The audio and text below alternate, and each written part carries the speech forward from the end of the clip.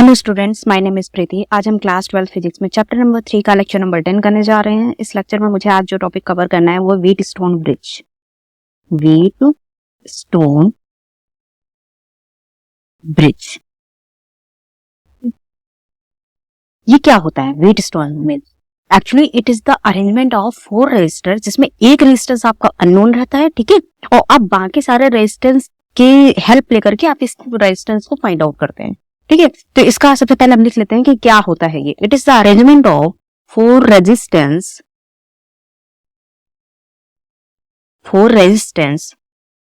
And it is used to find one resistance in terms of other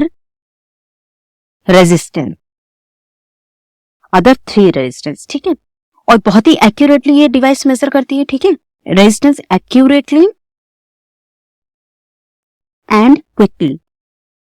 अभी इसका मैं arrangement बताऊंगी, तब आपको पता चलेगा कि ये इतना एक्यूरेटली और इतना क्विकली कैसे मेजर कर लेता है, ठीक है, क्विकली, ठीक है। तो इसका अरेंजमेंट का जरा हम लोग फिगर ड्रॉ कर लेते हैं। What is the arrangement of Wheatstone bridge?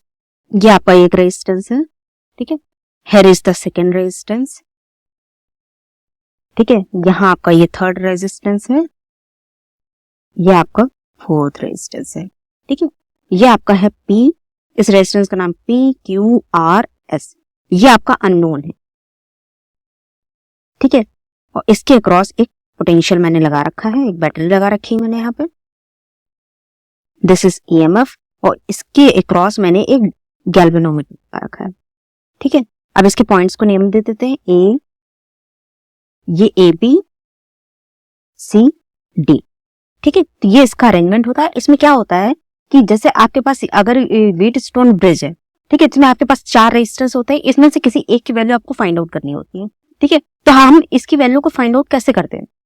हम क्या करते हैं, हम गैल्वेनोमीटर में अगर मुझे, हम लोग क्या करते हैं, इसमें किरचॉफ लॉ लगा देते हैं, ठीक है। हम ये एज्यूम कर लेते हैं कि अगर बीच वाले में करंट 0 जाती है, अगर गैल्वेनोमीटर में कोई करंट नहीं जाती है, अगर ये गैल्वेनोमीटर नल डिफ्लेक्शन शो करता है, मतलब डिफ्लेक्शन कब शो करता है? जब उससे बिल्कुल छोटी सी भी करंट में डिफ्लेक्शन दिखा देता है, ठीक है। अब आप ये सोचेंगे कि मतलब एमीटर और वोल्टमीटर क्या यूज है, ठीक है। एमीटर वोल्टमीटर का जो यूज है वो अपनी जगह है, लेकिन ये जो गैल्वेनोमीटर है ये इतना सेंसिटिव होता है कि ये थोड़ा सा भी करंट होगा ना उसमें डिफ्लेक्शन कर देगा, ठीक है। तो ये आपको जानने की जरूरत है। अब हम लोग इसको देखेंगे द वैल्यू ऑफ R। अब हम लोग इस वैल्यू R को इस तरह से एडजस्ट करते हैं कि इस गैल्वेनोमीटर में नल डिफ्लेक्शन आए, ठीक है। हम इसके R को वैल्यू को एडजस्ट करते जाते हैं, और जिस पॉइंट पे मेरा गैल्वेनोमीटर में नल डिफ्लेक्शन शो कर देगा, नल डिफ्लेक्शन, ठीक है, वहां पे बैलेंस, मतलब व्हीटस्टोन ब्रिज मेरा बैलेंस हो जाएगा, ठीक है। तो बैलेंस की कंडीशन में हम R की वैल्यू आराम से निकाल सकते हैं, ठीक है। तो यहाँ पे हम लोग लिखते हैं the value of R is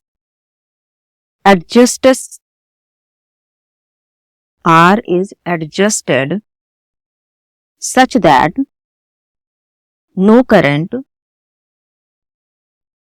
flow across the galvanometer, and this is called balanced Wheatstone bridge, ठीक है। अच्छा ये बताइए, जब इस गैल्वेनोमीटर में कोई करंट, जब IG आपका 0 हो जाता है, इसका मतलब क्या हो जाएगा? ये आपका, अगर इसके बीच में IG 0 हो जाता है तो ये पोटेंशियल C और ये पोटेंशियल D, ये क्या VC इक्वल टू VD नहीं हो जाएगा? ये सेम पोटेंशियल पे हो जाएंगे, तो इसमें करंट 0 होगी, ठीक है। तो इस बात को हम लोग लिख लेते हैं, if no current flows in the galvanometer, then C और D सेम पोटेंशियल पे होंगे, ठीक है। अगर गैल्वेनोमीटर में IG आपका 0 हो जाता है, हम ये ज्यूम करते हैं, ठीक है, तो इसमें गैल्वेनोमीटर में मेरी 0 करंट जाएगी, ठीक है। अब हम लोग क्या करते हैं, इस व्हीटस्टोन ब्रिज में ये जो हमने बनाया हुआ है, इस सर्किट में हम लोग किरचॉफ लॉ लगा देते हैं, ठीक है। तो सबसे पहले ये देखिए, अगर मैंने, ये मेरा EMF है, ठीक है, इससे मैंने करंट निकाली I, यहां तक गई करंट आई, ठीक है। अब यहां से इसको डिवाइड होना है, तो डिवाइड होना है तो मैं क्या करूंगी, मैं I1 करंट अगर यहाँ भेज दो तो यहाँ पे I माइनस I1 जाएगी। ठीक है, अब यहाँ पे जाइए, यहाँ पे आप जाइए, I माइनस I1 जाएगी। फिर यहाँ पे जब हम गए, ठीक है, ये मेरी I1 आ रही है यहाँ पे। ठीक है, अब यहाँ पे I1 जब आएगी तो यहाँ पे दो पार्ट में फिर डिवाइड होगी। ठीक है, तो हम ये सपोज करते हैं कि यहाँ पे जो करंट जा रही है वो IG जा रही है। ठीक है, तो जब ये यहाँ पे अगर IG चलेगी तो यहाँ पे कितनी जाएगी, I1 माइनस IG। ठीक है, अच्छा मुझे ये पता है कि बैटरी में जितना करंट निकलता है उतना करंट उसके पास वापस आना चाहिए। ठीक है, तो यहाँ तो I होगा। ठीक है, अब यहाँ पे देखिए ये I1 माइनस IG आ रहा है, I1 माइनस IG यहाँ पे आ गया है। अब यहाँ पे देखिए, यहाँ पे क्या, ये इस पे तो IG है। ठीक है, तो यहाँ पे जब हम लोग गए, देखिए दो किसी भी जंक्शन में दो करंट आके मिलने, तो यहाँ पे कितना होगा current, I minus I1 plus IG। ठीक है, ये इसकी करंट होगी, और जब ये दोनों यहाँ पे आके मिलेंगी तो यहाँ पे करंट आपकी I चली जाएगी। ठीक है, तो ये अपने करंट को अच्छे से यहाँ पे शो कर दिया। अब हम लोग KVL लगाते हैं। अब सपोज KVL मुझे लगाना है इस लूप में, तो इसमें मैंने KVL लगाने जा रही हूँ। ठीक है, तो अप्लाई KVL ऑन ACD। ठीक है, अब हम लोग लगाते हैं अप्लाई KVL ऑन ACD। ठीक है, तो ACD में जब हम लोग लगाएंगे, देखिए I1 जब हम लोग मूव कर रहे हैं तो हम जो लूप मैंने घुमाया है, लूप में जिस तरफ जा रहे हैं I1 उसी तरफ जा रही है, तो ये मेरा प्लस में रहेगा I1 इंटू P आपका रेजिस्टेंस है। फिर हम लोग C में जाए, C और D में जब जाएंगे तो गैल्वेनोमीटर है। ठीक है, तो जिस डायरेक्शन में हम लोग जा रहे हैं उसी डायरेक्शन में करंट जा रही है, तो IG इंटू G। ठीक है, फिर हम लोग जा रहे हैं Q पे, तो Q पे हम लोग इधर जा रहे हैं लेकिन करंट मेरी अपोजिट डायरेक्शन में, तो यहाँ पे मेरा होगा minus I minus I1 into Q। ठीक है, ये आपने KVL ACD में लगा दिया। अब हम लोग अगले वाले उसमें KVL लगाते हैं, किसमें लगाते हैं, BCD में। ठीक है, अब हम लोग अप्लाई KVL ऑन BCD, इसमें हम लोग KVL लगा के देखते हैं। देखिए सबसे पहले अगर हम लोग इस तरफ जा रहे हैं तो देखिए गैल्वेनोमीटर में तो हम लोग उधर घूम रहे हैं, लेकिन हम लोगों की गैल्वेनोमीटर के अंदर करंट आ रही है, तो ये माइनस IG इंटू G। ठीक है, फिर हम लोग इधर जा रहे हैं तो सेम डायरेक्शन में जा रहे हैं, plus I1 minus IG into R, या R आपका अननोन है। ठीक है, प्लस अब देखिए करंट की डायरेक्शन में हम लोग जा रहे हैं, यहाँ पे करंट उल्टी वो आ रही है, तो माइनस यहाँ पे है I minus I1 plus IG into S is equal to 0। ठीक है, आपने KVL इस पूरे सर्किट में लगा दिया है। ठीक है, अब आप एक बात जानते हैं कि अगर ये व्हीटस्टोन ब्रिज अगर बैलेंस है तो गैल्वेनोमीटर में कोई करंट फ्लो नहीं होने वाला है। ठीक है, तो IG आपका 0 होगा। तो इन दोनों इक्वेशन में हम IG 0 का लें, इसको बैलेंस करने की कंडीशन में। ठीक है, हम कैसे करेंगे, हम जॉकी को, ये जो गैल्वेनोमीटर मैंने जहाँ पे लगा रखा है, ठीक है, तो हम लोग यहाँ पे जो जॉकी को मूव कराते हैं कि कहाँ पे नल डिफ्लेक्शन दिखा रहा है, कि मतलब जहां पे नल डिफ्लेक्शन दिखाएगा ना वहां पे मतलब ये रेजिस्टेंस जो PQRS मैंने लगा रखे हैं ये बैलेंस हो जाएंगे। ठीक है, और बैलेंस हो जाएंगे तो मैं इनकी वैल्यू निकाल लूंगी। ठीक है, 3 आपके पास नोन होंगे, एक अननोन होगा, तो आप वैल्यू आराम से निकाल लेंगे। ठीक है, तो यहाँ पे हम लोग निकालते हैं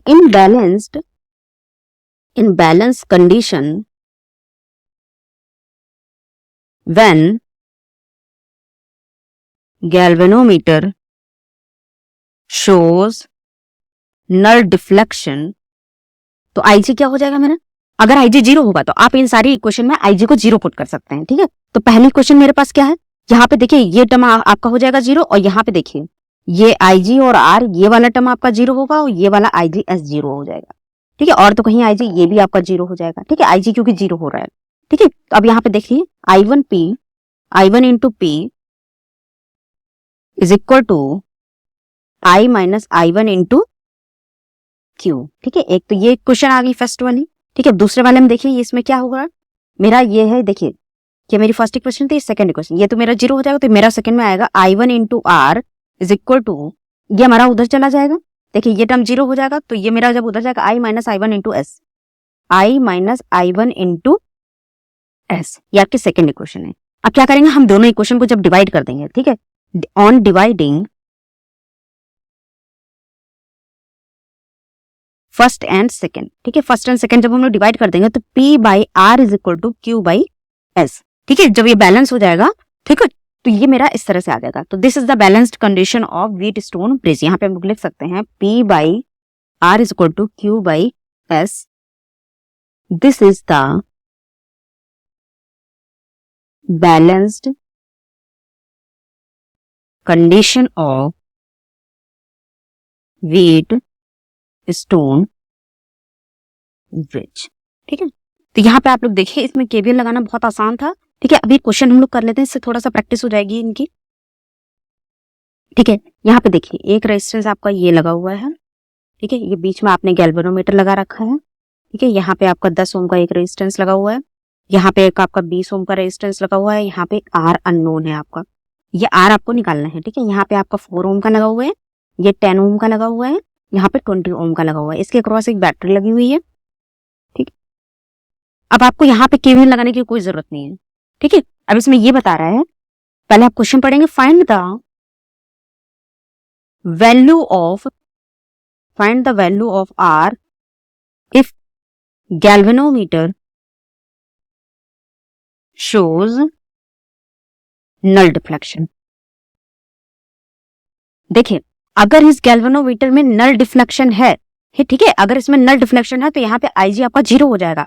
अगर यहाँ पे करंट अगर कोई नहीं आ रहा तो ये दोनों जो है मेरे सेम पोटेंशियल पे हैं, यहाँ का पोटेंशियल सेम है मेरे पास, ठीक है। यहाँ पे आपका 10 वोल्ट की बैटरी, ये अगर आपका सेम पोटेंशियल तो इसमें कोई करंट नहीं जाने वाली। अगर इसमें कोई करंट नहीं जा रहा तो ये दोनों बैलेंस्ड है, और बैलेंस्ड कंडीशन में क्या होगा, 4/10, अभी आप लोगों ने कहा 4/10 is equal to R/20, R/20, 10 2 जा 20, R 2 जा 8 ओम, तो ये आपका आ गया 8 ओम का रेजिस्टेंस, ठीक है। अब हम लोग एक रेजिस्टेंस और इसका निकाल लेते हैं, एक क्वेश्चन और हम लोग इसका देख लेते हैं। मैंने कुछ क्वेश्चन रेजिस्टेंस में इस पे व्हीट स्टोन वाले स्ट्रक्चर वाले नहीं कराए थे, ठीक है। तो सपोज मेरे पास ये एक व्हीट स्टोन ब्रिज टाइप का है कुछ, इस पे लगा हुआ है आपका एक रेजिस्टेंस, इस पे आपका एक 5 ओम का रेजिस्टेंस लगा हुआ है,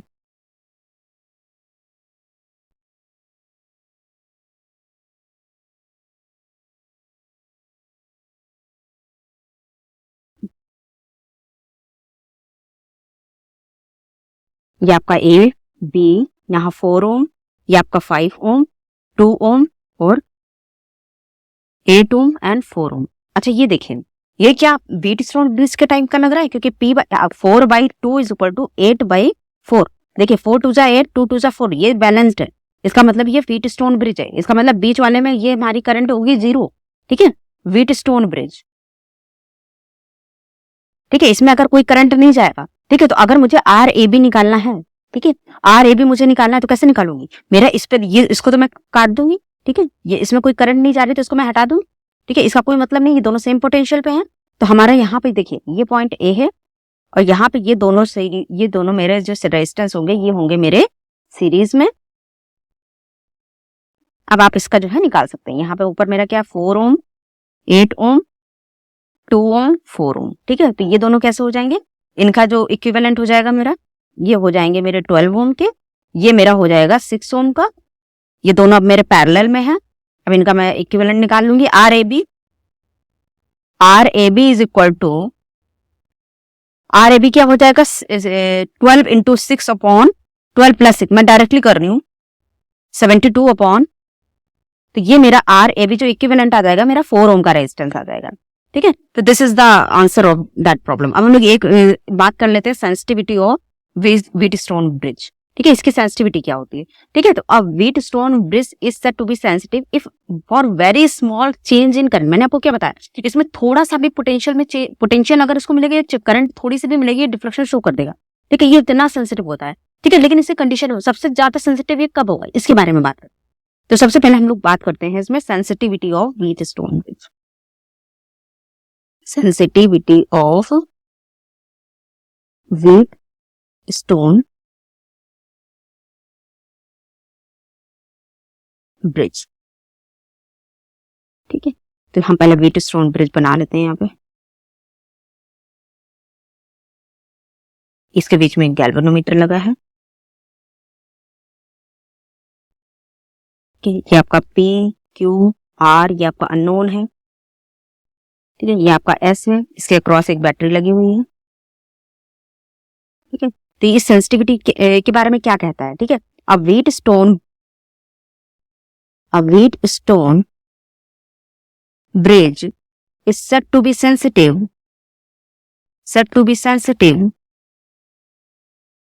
if for very small change in value of R and galvanometer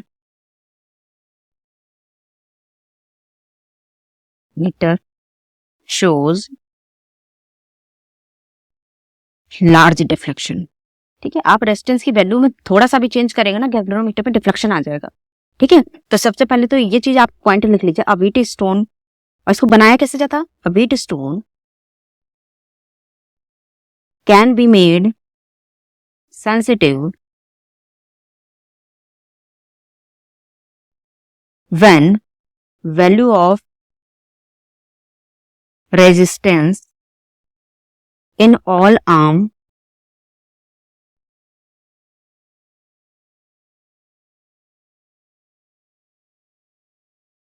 are comparable value मतलब ऑलमोस्ट इक्वल होंगी, तो ये सबसे ज्यादा सेंसिटिव होगा। ठीक है, बहुत जल्दी ये शो करेगा अपना डिफ्लेक्शन को। ठीक है, तो अब हम लोग यहाँ पे एक क्वेश्चन और कर लेते हैं, सेंसिटिविटी के बारे में बात कर रहे थे।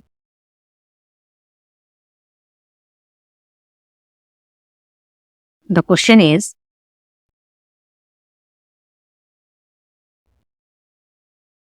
ये आपका 2 ओम का रेजिस्टेंस है, यहाँ पे मैंने लगाया 4 ओम का रेजिस्टेंस, यहाँ पे आपका है I0 है, ये आपका 3 ओम का रेजिस्टेंस है। ठीक है, यहाँ पे क्या मैंने लगाया है, यहाँ पे एक आपका 2 ओम का रेजिस्टेंस है और इसके यहाँ पे R लगा हुआ है। ठीक है, यहाँ पे आपको निकालना क्या है, इफ गैल्वेनोमीटर, ठीक है, इस क्वेश्चन में if galvanometer shows null deflection, find the value of R, find the value of R, मुझे इस R की वैल्यू फाइंड आउट करनी है। ठीक है, तो आप ये बताइए, अगर इसमें नल डिफ्लेक्शन है तो इसका मतलब इसमें कोई करंट जा ही नहीं रही है। अगर इसमें करंट नहीं जा रही तो ये आपका व्हीटस्टोन ब्रिज बैलेंस है, बैलेंस आता है। ठीक है, तो 2/4 इज इक्वल टू 3/, ये दोनों रेजिस्टर सीरीज में कनेक्टेड है, 2 + R। अब इसको सॉल्व कर लीजिए, यहाँ पे 12 इज इक्वल टू 4 + 2R। ठीक है, 2R is equal to 8, R is equal to 4 ohm. ठीक है, तो यहाँ पे R की वैल्यू होगी आपकी 4 ओम। ठीक है, अब हम लोग बात करते हैं यूज ऑफ, हम लोग व्हीटस्टोन ब्रिज की जरूरत क्यों पड़ी। ठीक है, क्योंकि मुझे पता है ये एक नल डिफ्लेक्शन मेथड, ये जो हमारा ये जो हम काम करते हैं नल डिफ्लेक्शन मेथड पे। ठीक है, तो रेजिस्टेंस ऑफ गैल्वेनोमीटर प्लेस, मतलब इसके जो गैल्वेनोमीटर का रेजिस्टेंस होता है ना, इसका कोई मैटर नहीं करता है। ठीक है, कोई इस सर्किट में इसका रेजिस्टेंस हम लोग कंसीडर ही नहीं करते हैं। ठीक है, इतना कम होता है। Wheatstone bridge measures value very accurately. ठीक है, अगर इसका कोई रेजिस्टेंस नहीं होता है तो ये जो रेजिस्टेंस की वैल्यू मेजर करता है ये बिल्कुल एक्यूरेटली मेजर करता है। तो हम लोग बात कर लेते हैं uses of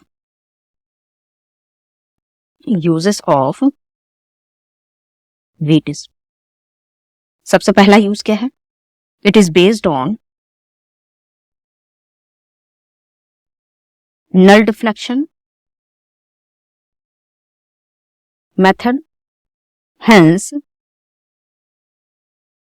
resistance of galvanometer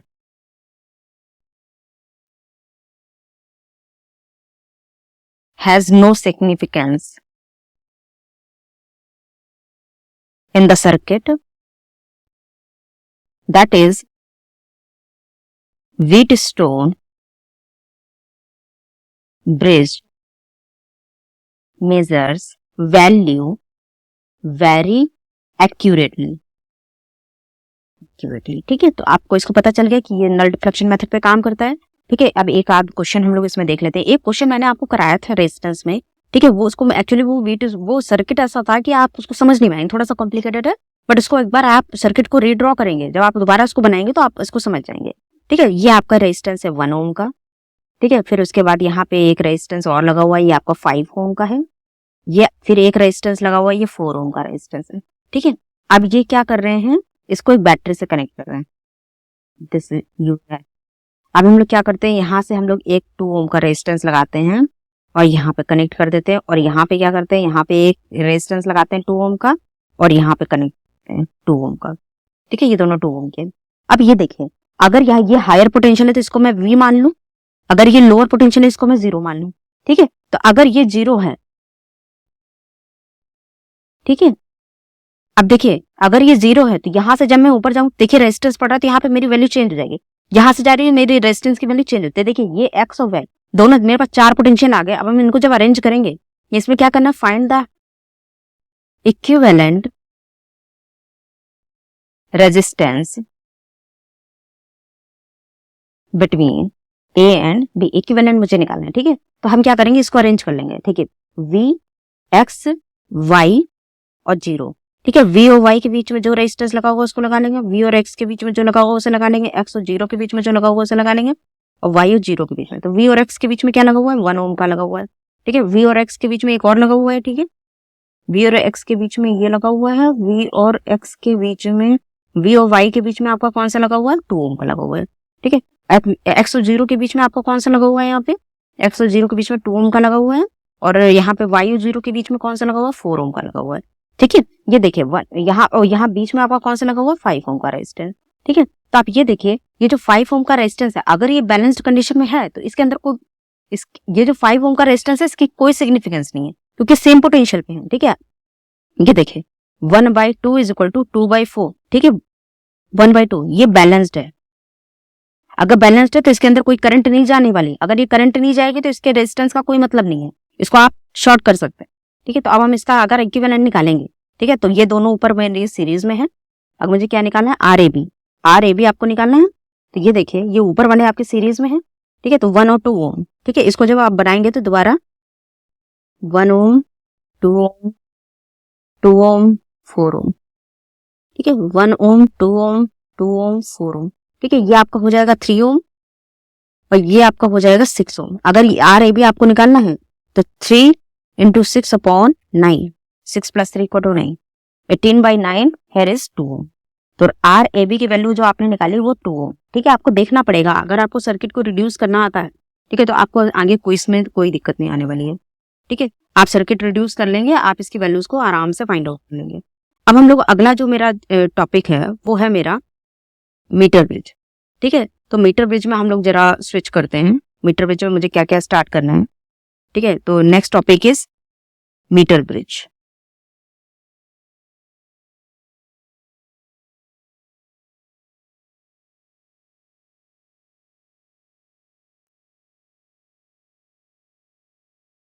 Here is meter bridge। ठीक है, मीटर ब्रिज क्या होता है, सबसे पहले हम इसके बारे में बात करेंगे। ठीक है, इसमें क्या होता है, ये एक्चुअली व्हीटस्टोन ब्रिज का ही एक सिंपलेस्ट एप्लीकेशन ही समझ सकते हैं। ठीक है, इसीलिए हम लोगों ने व्हीटस्टोन ब्रिज पहले कर लिया। ठीक है, अब हम लोग इसका एक एप्लीकेशन है, तो यहाँ पे हम लोग इसके बारे में लिख सकते हैं कि it is the simplest application, it is the simplest application of Wheatstone bridge। ठीक है, और इसका यूज क्या है, it is use to find unknown resistance. ठीक है, इसका जरा फिगर आप लोग ध्यान से देख लीजिए। इसके पास तीन कॉपर की स्ट्रिप होती हैं। ठीक है, 3 कॉपर की स्ट्रिप होती हैं।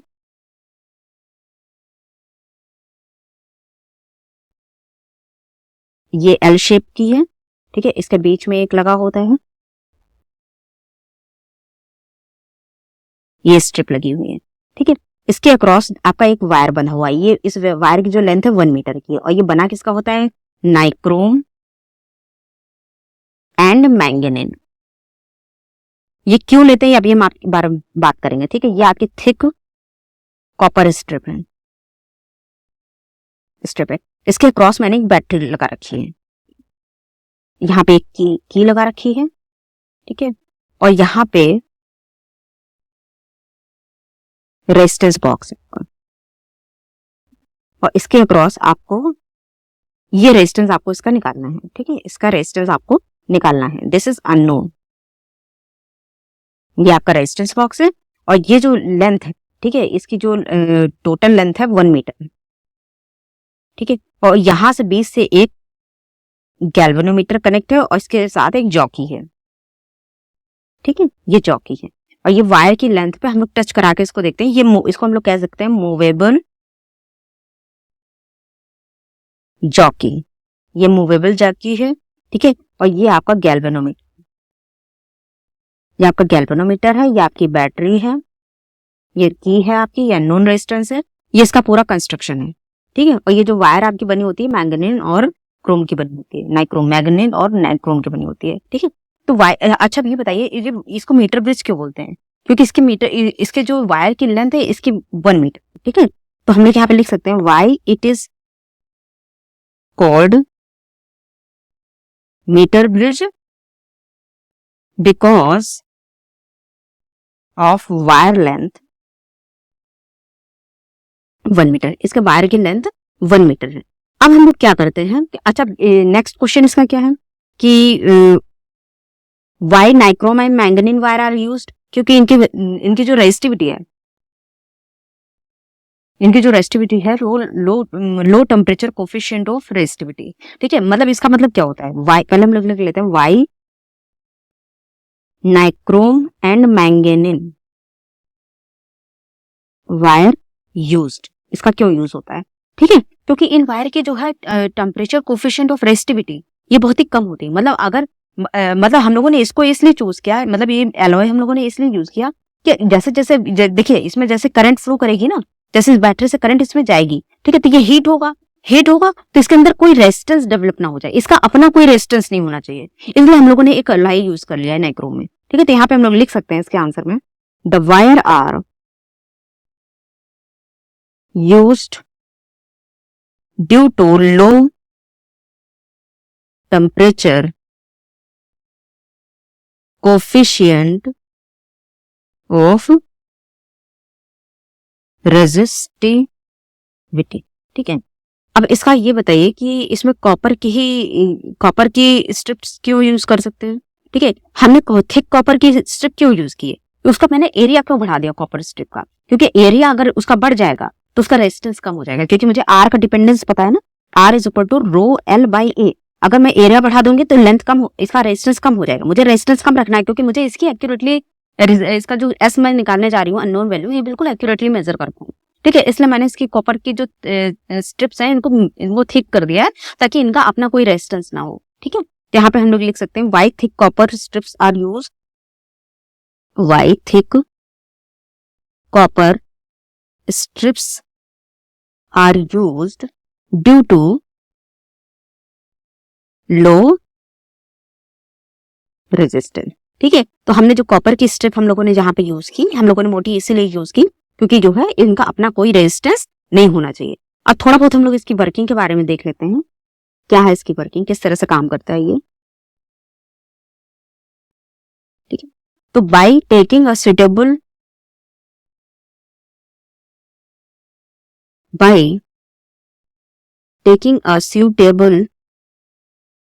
Value of resistance box,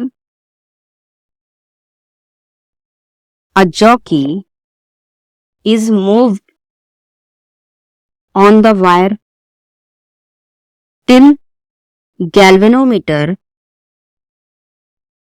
shows null deflection। ये तब तक मूव कराते हैं जब तक मुझे नल डिफ्लेक्शन नहीं, पॉइंट नहीं, ठीक है। At length L from the end A, the galvanometer null deflection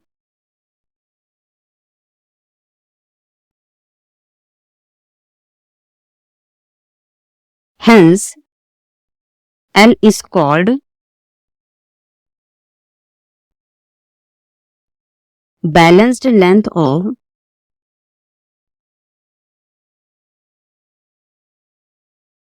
the bridge, ठीक है। अगर इसने एल पॉइंट पे अगर कोई मतलब नल डिफ्लेक्शन दिखा दिया, जैसे ये बैटरी है, यहाँ पे एल पॉइंट पे अगर इसने नल डिफ्लेक्शन इस जॉकी के थ्रू मैंने मुझे मिल गया नल पॉइंट, ठीक है। तो ये मेरा कितना हो जाएगा, ये 100 माइनस एल हो जाएगा कि 1 मीटर की लेंथ है, ठीक है। हम इसको सेंटीमीटर में कन्वर्ट करें, ठीक है। अब वेट स्टोन ब्रिज में हम लोगों ने क्या पढ़ा, अगर ये वेट स्टोन ब्रिज की हम लोगों ने नल पॉइंट पे नल कंडीशन क्या थी, वेट स्टोन, यहाँ पे हम लोग लिख सकते हैं wait stone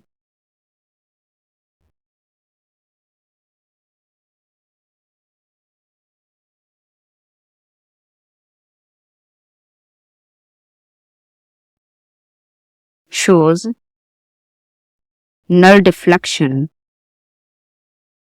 if P by Q is equal to R by S। ठीक है, नल डिफ्लेक्शन पॉइंट था इसलिए। ठीक है,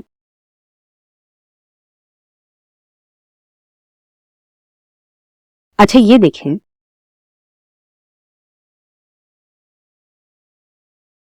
यहाँ पे जो मीटर ब्रिज की ये जो लेंथ L है, तो resistance of the wire is directly proportional to L। ठीक है, यहाँ पे इस वायर का जो रेजिस्टेंस है वो इसके L पे डिपेंड होगा, क्योंकि इसके जो वायर के जो एरिया है ये यूनिफॉर्म है। ठीक है, तो सेकंड पॉइंट आप इसका लिख लीजिए यहाँ पे। फर्स्ट पॉइंट तो ये हो गया, सेकंड पॉइंट इसका ये होगा, resistance of wire is directly proportional to its length if area is uniform. देखिए, जो हम लोगों ने मीटर, जो 1 मीटर की जो हम लोगों ने वायर इसमें लगाया हुआ है, ठीक है, वो यूनिफॉर्म क्रॉस सेक्शन का हम लोगों ने लगाया है।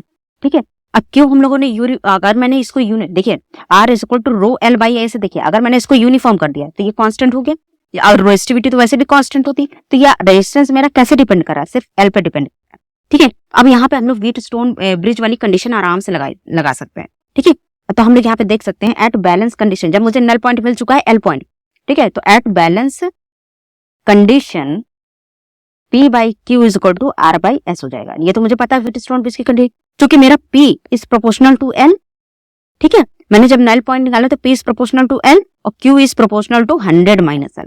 ठीक है, जो जहां रेजिस्टेंस लगाया है उसका उसी के नीचे वाला जो लेंथ है वही उसका रेजिस्टेंस होगा। ठीक है, तो अब जब हम इसको प्रोपोर्शनलिटी हटाएंगे, P is equal to KL और Q is equal to K 100 minus L। ठीक है, तो P बाई Q की वैल्यू हम लोग लिख लेते हैं यहाँ पे। ठीक है, तो यहाँ पे लिखेंगे KL upon K 100 minus L is equal to R by S। ठीक है, तो ये K की वैल्यू हटा देंगे। ठीक है, तो मुझे R की ही वैल्यू फाइंड आउट करनी थी, नहीं R की वैल्यू नहीं, मुझे S की वैल्यू फाइंड आउट करनी थी। जस्ट अ मिनट, R की वैल्यू आप लोग खुद सेट करेंगे। ठीक है, तो मुझे S की वैल्यू निकालनी है, तो R is equal to 100 minus L upon L। ठीक है, तो this is the balanced condition of a metre bridge. ठीक है, तो यहाँ पे आप लोग ये देखें R by S is equal to L by 100 minus L, आपको S निकालना था। ठीक है, यही आपका अननोन था, तो आप S की वैल्यू इस तरह से फाइंड आउट कर सकते। अब मैं कुछ क्वेश्चन इस पर बेस्ड कर लेते हैं। ठीक है, या आप S का रेजिस्टेंस कैसे है, R is equal to 100 minus L। ठीक है, जहां पे नल डिफ्लेक्शन, ये L नल डिफ्लेक्शन वाला पॉइंट है। ठीक है, अपॉन L। ठीक है, इस फॉर्मूले को आप लोग ध्यान रखिए। अब एक क्वेश्चन हम लोग कर लेते हैं इस पे बेस्ड। ये आपका 1 मीटर ब्रिज है। ठीक है, इस पे हम लोगों ने लगा रखा है। ठीक है, यहाँ पे एक वायर लगा हुआ है आपका। ठीक है, इसके क्रॉस एक हम लोगों ने बैटरी लगा रखी है। ठीक है, यहाँ से हम लोगों ने एक गैल्वेनोमीटर है, यहाँ से हम लोगों ने जॉकी लगा रखी है। ठीक है, यहाँ पे हम लोगों ने एक लगा रखा है रेजिस्टेंस बॉक्स। ठीक है, इसके क्रॉस लग रखा है S। ठीक है, ये आपका S है, आपको इसकी वैल्यू निकालनी है। देखिए, ये 6 ओम आपको गिवन है, ये X से। ठीक है, और ये जो जहां पे इसकी बैलेंस्ड लेंथ आई है वो 40 सेंटीमीटर, तो ये बची हुई कितनी हुई, ये 60 सेंटीमीटर हुई।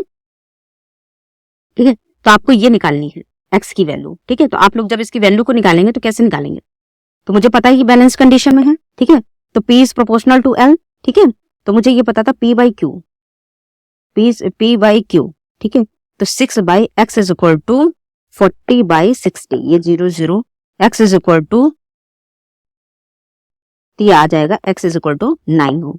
इसके रेजिस्टेंस की वैल्यू आ गई, क्योंकि मुझे बैलेंस्ड लेंथ इसकी पता थी 40। ये CBSE 2010 में आपको एक क्वेश्चन आया हुआ था।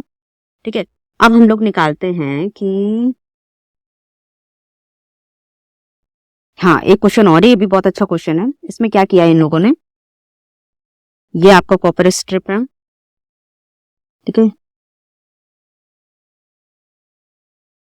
यहाँ पे एक आपकी 1 मीटर लेंथ की वायर एक लगी हुई है। ठीक है, यहाँ पे बैटरी है आपकी, यहाँ पे आप लोगों ने एक गैल्वेनोमीटर है, यहाँ पे आपका एक रेजिस्टेंस बॉक्स है, ये शंट लगा हुआ है। ठीक है, इसी के सीरीज में ये S है, ये आपका R है, इसने शो किया है 50 सेंटीमीटर पे। ठीक है, और ये जो, अच्छा ये अगर इसने 50 सेंटीमीटर पे शो किया है तो ये बचा हुआ कितना हो गया, ये भी 50 सेंटीमीटर हो गया। क्वेश्चन आपका क्या कह रहा है, if resistance of 5 ohm is connected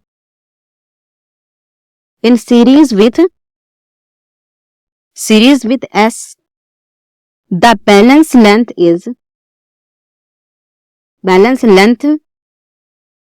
become 50 centimeter. Find the value of R and S. ठीक है, तो सबसे पहले ये बताइए कि जब इसमें हम लोगों ने सीरीज में कनेक्ट नहीं किया था तब इसका क्या आया था? इनिशियली क्या था? इनिशियली तो ये 60 और 40 में था। ठीक है, अब बाद में इसको चेंज कर दिया गया है। ठीक है, तो ये आपका सेकंड पार्ट है। पहले तो ये 40 पे ही था एडजस्ट, बाद में जब इसमें 5 ओम का कनेक्ट कर दिया गया। ठीक है, पहले देखिए बैलेंस लेंथ कितनी थी? 40 पे थी। ठीक है, फिर तो बचा हुआ कितना आया था? 60 में आया था। तो इसकी बैलेंस लेंथ हम लोगों ने पहले कैसे निकाले? R by S is equal to 60 by 40। ठीक है, तो ये आपका कट जाएगा 3/2। R by S is equal to 3/2। ये आपकी फर्स्ट इक्वेशन। ठीक है, फिर मैंने क्या किया? मैंने S के साथ एक सीरीज में एक 5 ओम का रेजिस्टेंस लगा दिया। तो S plus 5 is equal to कितना था मेरा? 50/50। ठीक है, 50 में ये आया। ठीक है, तो R is equal to S plus 5। ठीक है, तो यहाँ पे जब हम इसकी वैल्यू रखेंगे R is equal to S plus 5। ठीक है, तो R की value S plus 5 upon S is equal to 3/2।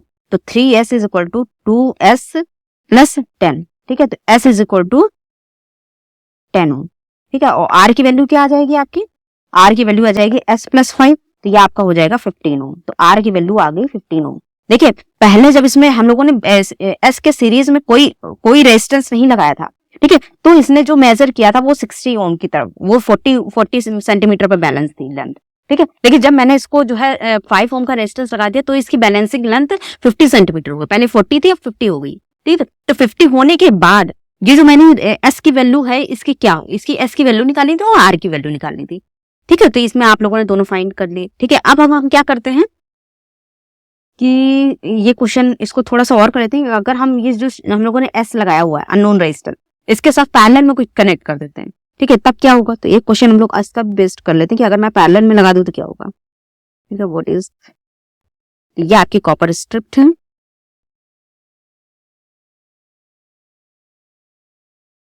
ये आपका रेजिस्टेंस लगा हुआ है, यहाँ पे ये आपका S लगा हुआ है, R है, S है, यहाँ पे गैल्वेनोमीटर, यहाँ पे आपका 1 मीटर वायर की लेंथ है। ये आपका एक बैटरी लगी हुई है, यहाँ से एक जॉकी कनेक्टेड है, ये G है। ठीक है, तो इसमें क्वेश्चन आपका क्या गिवन है? If a resistance of 5 ohm is connected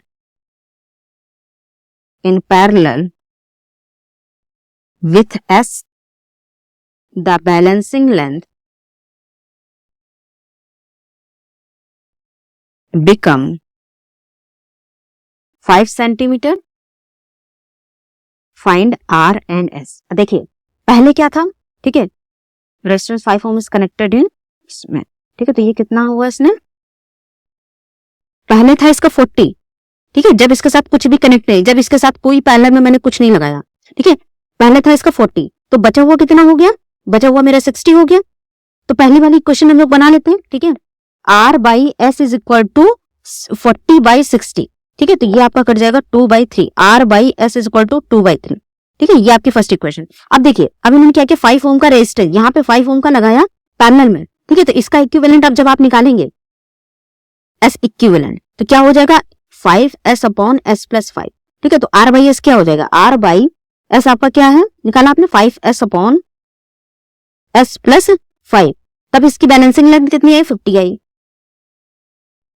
50 centimetre. यहाँ पे 50 सेंटीमीटर, 50 सेंटीमीटर। ठीक है, 50/50। देखो, अगर बैलेंसिंग लेंथ 50 आए तो बची हुई भी 50, तो ये कट जाएगा आपका। तो R S plus 5 is equal to 5S। ठीक है, तो यहाँ ऊपर से हम लोगों ने जो कंडीशन निकाली थी, यहाँ पे R की वैल्यू हम लोग क्या कर सकते हैं? 2S upon 3।